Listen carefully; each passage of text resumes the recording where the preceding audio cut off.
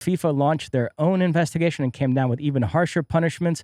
Priestman and the 2 assistants have been banned for a year, while Canada was docked 6 points at these Olympics. We'll tell you what they've done on the field in a minute, but they are appealing that 6-point ban to the Court of Arbitration for Sport. There are all sorts of reports coming out that this has been going on for years on both the men's and women's side. TSN has been all over this story. And the Canadian government is now threatening to withhold funding from the federation until they get to the bottom of all this. What a mess, huh? You hit it on the head. What a mess. And certainly, at the risk of stating the obvious, not something that Canadian soccer, less than 2 years away from the World Cup, wanted to have happen, or just in the moment right now, with the Canadian soccer team and the men's and women, or the women's team defending their gold medal and all that kind of stuff. It's just a bad look for Canadian soccer in terms of the federation, Canadian soccer as a bigger type of entity with what's going on, and Canada. And it's a poor reflection on Canada. A couple of things here. I think you mentioned as we come on air, the Canadian Soccer Federation is appealing their 6-point deduction, but they are not appealing the fine and the punishment for the coaches. So evidently they've said we can't even provide a good argument for that, so we're just going to accept that and move on. It was interesting to hear, and my heart goes out to this Canadian team in terms of the players. All right. But they're big girls, and they understand the reality of the situation and how they are being painted. And while it might hurt and they may look at it as being unfair, I do think that they are at times missing the point. Nobody is calling the players themselves cheaters. All right. I actually believe that most have not necessarily known about this, and yet they are being punished. But that's the point. Right? The point is that everything that you have done up until then is now potentially tainted. And as you said, Mosse, when it comes to the men's and women's side, because it looks like that this was a systemic type of thing, that this was baked into what Canada did in terms of the drones. Now, they either saw it as, we don't think that it's illegal, or they saw it was illegal and we don't care, or it was just kind of clandestine and underneath. Jesse Marsh now has been involved in this as the new coach of Canada, and evidently he was told about it after the Copa America, which they did so well. So now that calls into question what was used, what wasn't used. And the problem for the players is that now you have to look back and you say, well, was I given information that was ill-gotten gains?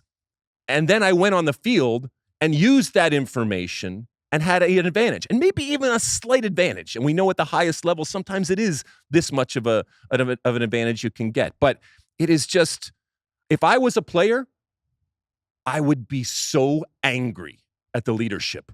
All of the leadership when it comes to the Canadian Soccer Federation, when it comes to all of the coaches that they have had, I would be so angry because you have put these players in a position where they have to defend something and defend themselves at the accusation. And while they might not have had anything to do with it, again, it is a reflection on them. So welcome to the world. It's just bad all around. I will also say this, Mosse. If you are the United States Soccer Federation, when it comes to JT Badson and Cindy Parlow-Cone and now Emma Hayes and whoever comes in as the new men's coach, you better, you know what, better not stink, all right? You better be looking and you better understand exactly what has happened before. Because if there is something in the past where the United States Soccer Federation has been involved in this, either deal with it now or make sure you scrub the hell out of it so it doesn't come up, because people will be looking and you better be damn clean.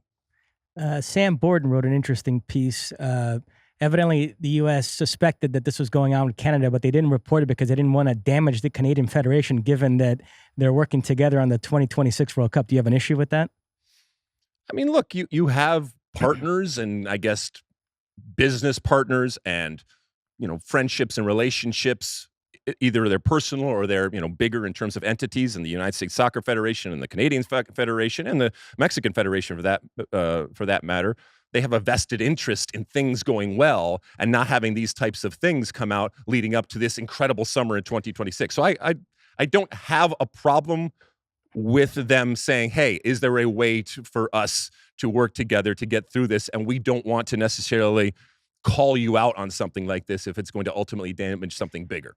Based on the reporting I've read, I actually think Jesse Marsch comes out looking okay. He didn't knowingly use this information, and he seemed taken aback when he was told about it. The guy that comes off the worst is John Herdman, because he was the women's coach for 7 years and then the men's coach for 5 years, and Bev Priestman was an assistant under him with the women, so his fingerprints are all over this. And they won a gold medal, right?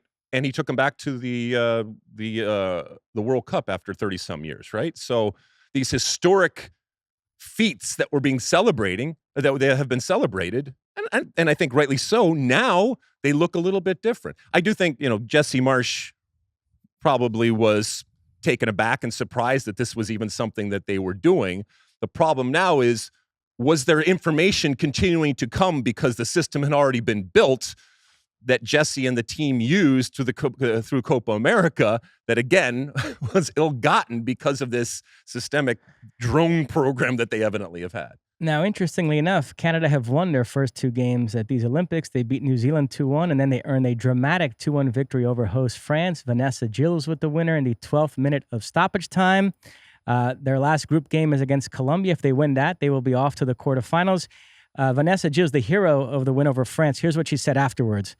What's giving us energy is each other, is our determination, is our pride to prove people wrong, our pride to represent this country when all this stuff is coming out about our values, about our representation as Canadians. We're not cheaters. We're damn good players. We're a damn good team. We're a damn good group, and we've proved that today.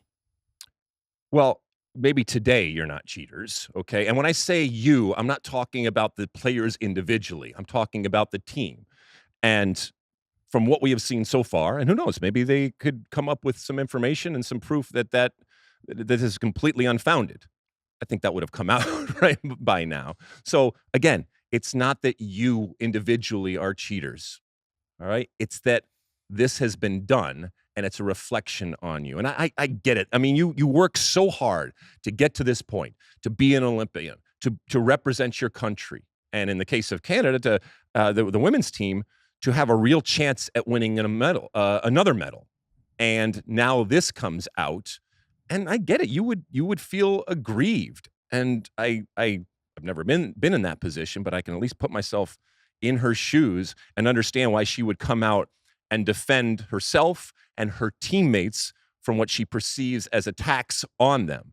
But I don't think it's going to change anything. However, I love the fact that they were able to not only, with that 6-point deduction, go out there and play, but get a really, really important win. And if they were somehow able to come back from that 6-point deduction and still go on despite all of this, I mean, it's like, here's the other part, is that not only was it cheating, but it was stupid cheating. And again, it's Dumbo with the feather. Canada, you didn't need that. You just showed that you didn't need that, because the cleanest game that you have played, you went out and beat France.